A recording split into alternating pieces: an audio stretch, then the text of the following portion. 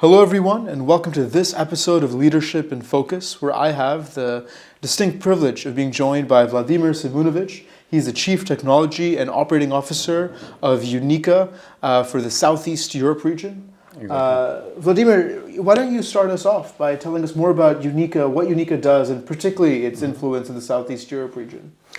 UNIQA is an Austrian insurance group based or founded more than 200 years ago that operates, of course, outside of Austria in Central, Eastern and Southeastern Europe. And the Southeastern Europe region is a six markets region, steered and led by the regional board, where I'm a proud member of, responsible for the technology, operations, security and procurement. Yeah. And you've been living in, Vienna. We were speaking backstage for 18 years. Yes. You're here in Montenegro, and you said you're in charge for your company's operations also in Montenegro and kind of largely Exactly. within the Balkan region. How do you see this region? How have you seen it evolve over time, over the 18 years that you've been living outside of it? What are some of the biggest, milestones along the way, and where do you think the future trajectory of this region is? Well, the region has a turbulent past. However, I see the bright future, and I've seen now the steps, particularly with the European Union succession planning and the activities that are going, and more or less all the countries in the region are part of this plan. They also say from the business perspective that this is the region of the future because of the possibilities, because of the capabilities, the people. I think that we are, as nations or as the region, going through different turmoil things in the past, being able to adopt, and we are able to adopt very fast. And I think this is in the future and even in present time one of the main or most important characteristics. So to be adaptable and to be able to be ready to take a different course in a very short time frame. Also, if I look into the insurance market and UNIQA Southeastern Europe, we had an amazing growth in the last couple of years, which also indicates that this is the region from the economic and business perspective of the future. Yeah.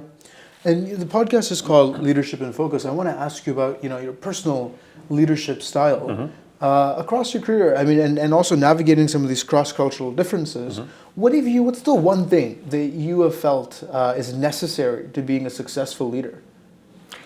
Well, I personally, and this is my leadership style from quite a while ago, I believe in the power of teams.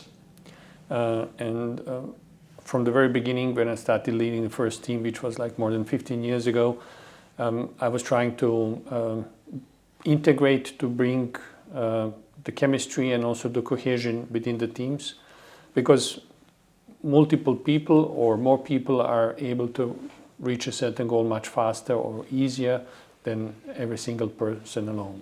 And this was something that I was pushing, but also trying to, through this, inspire team members and others to follow the certain vision and the direction, and also to inspire them across the path. So these are the certain basics, I would say, of my experience.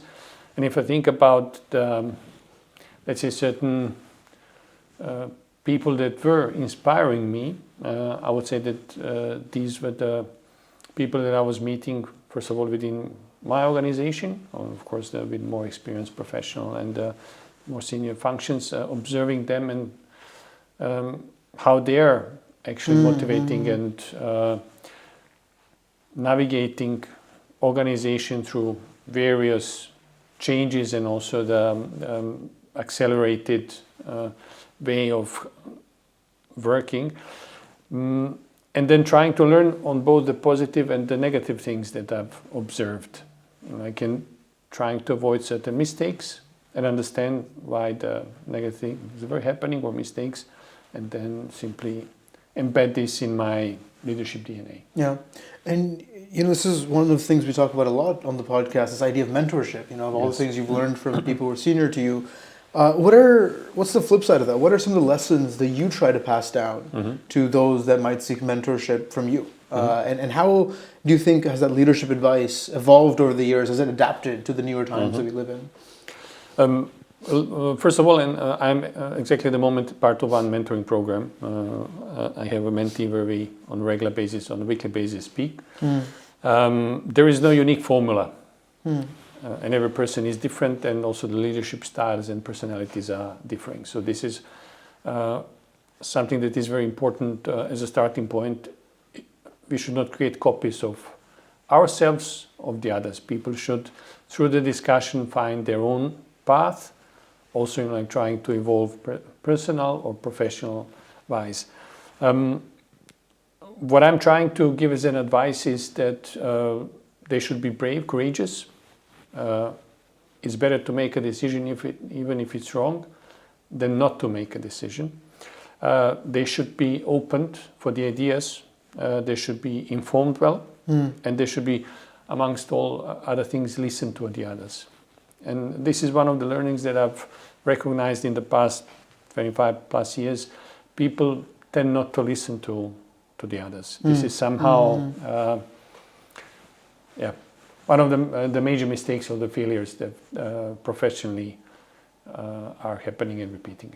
Yeah, wonderful. Vladimir, thank you so much for taking the time to join us. My pleasure. Thank you very much.